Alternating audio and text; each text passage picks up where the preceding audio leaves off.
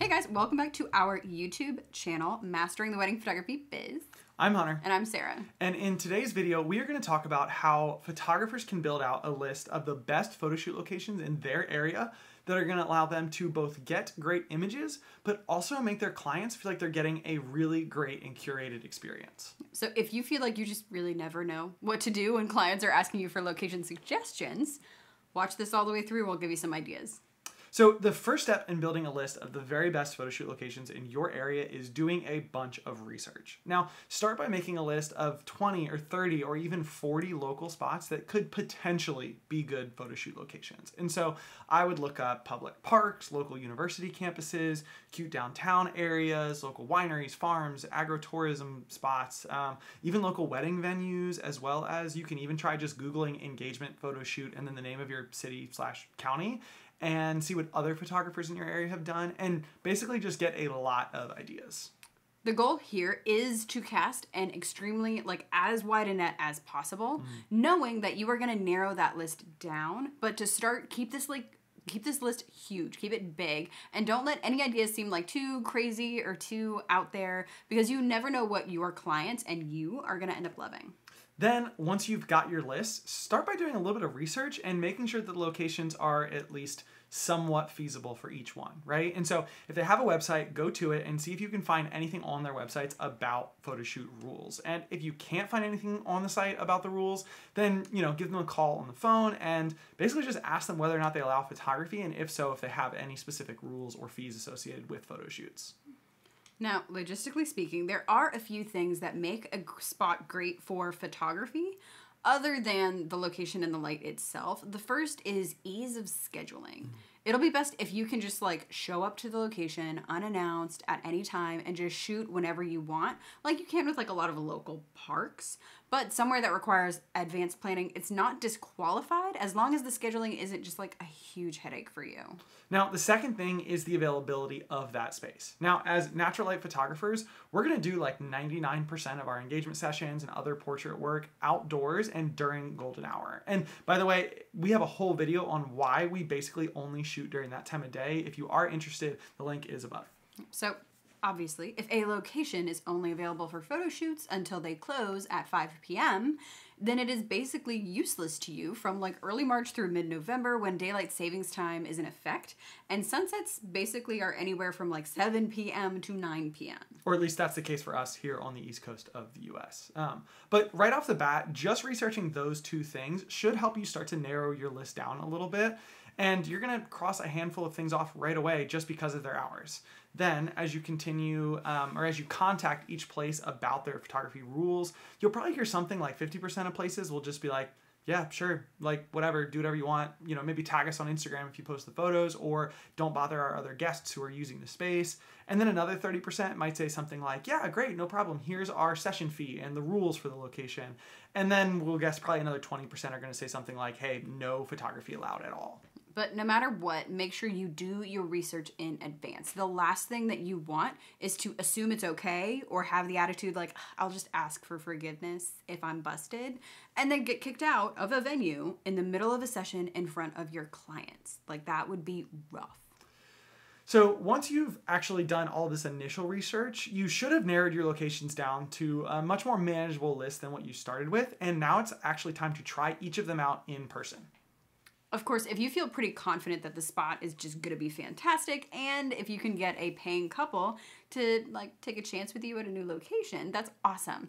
But if not, head to that location around the same time of day that you would want to shoot with clients, golden hour, and snap a few pics of friends or family to see if it's a good spot. You could even do some full sessions there for free if you're still in that building portion of your portfolio, or if you just want to keep practicing and getting reps and trying out new locations. Now, either way, you're going to want to keep an eye out for all the things that make a spot good for shooting. And so this is things like good light, a variety of spots within a single location. This is having plenty of space and not being too crowded. And of course, pretty backgrounds. And once you get done with the session, we would recommend even editing the photos just like you would for paying clients, even if it was a free session, so you can get a sense of what the final imagery at a location like that would look like. and you can use those images later when you create some sort of document about your top 10 location or top 5 locations. But we'll get into that. Yes, we will get into that. Yeah, and before you know it, you are going to have 5 to 10 just like awesome locations that you can recommend confidently to clients.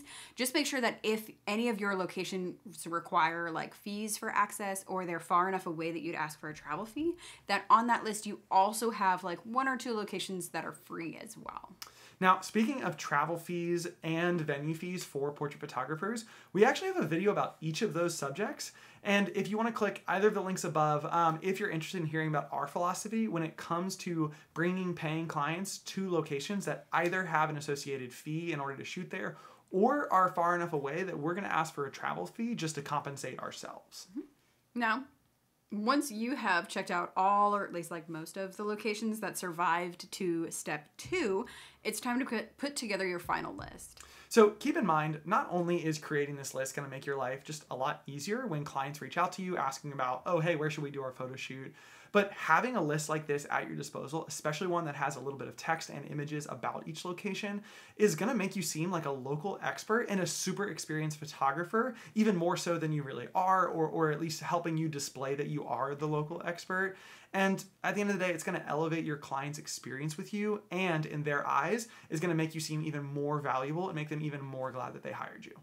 Plus, it means that if they suggest one of the locations that you tried but ruled out because it wasn't a great spot photographically, you can explain to them like the pros and cons of that location and politely steer them back toward your list of great locations. Which is also why it's important to keep notes even on the spots that you don't end up loving. But now, as you are sort of making these final decisions as to which locations might or might not make the list, keep this one really important but really simple thing in mind. If you add a location to your list, you will inevitably shoot there. Sounds obvious, right? Yeah. Sounds obvious, but basically we are giving you permission to leave off any locations that, although they might be great photographically, you just don't enjoy shooting at for whatever reason. Like maybe there's a spot that's just been overdone, it's super popular, and it's always crowded, and you just don't like shooting there, or just like fighting the mob that is always there. Or maybe there's just a spot that's really great to shoot at, but it is so completely inconvenient to schedule and get to that it's just ruined that location for you. Now, if charging an additional fee like we talked about in those 2 videos we referenced like a couple minutes ago, even if with those additional fees it just wouldn't be worth it to you, this is your list, right? This is your business. You get to do whatever you want, and you don't have to put the most popular location in your town on your list if you don't want to shoot there. Yeah, and there you have it. Just like that, you have a curated list of all your favorite and best photo shoot locations in your local area. The final step is to just put it all together either as a like blog on your website that's like public and easily searchable on Google, or as a private document that you reserve for your clients only. Now, the public blog is going to be better for your website's SEO or search engine optimization. Basically, might help you get found on Google a little bit more, but it's probably going to be mostly other photographers who are actually finding that blog, people just like you who are doing research, meaning that you're basically going to be doing a bunch of research for them, and you might end up leading to the locations that you love becoming more popular, which, you know, some photographers might not love. But on the other hand, while a private link would feel very like cool and exclusive to your clients, it's not going to help your website with that SEO at all.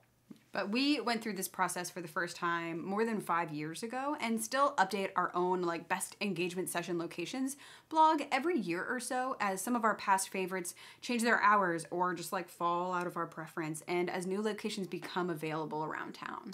And every time we explore a new location for photo shoots and just love it, we will add it to the blog and remove the one that we feel like our clients have either been utilizing the least or just our least favorite spot on the blog. And so basically every time we update it, the whole blog just gets that much better.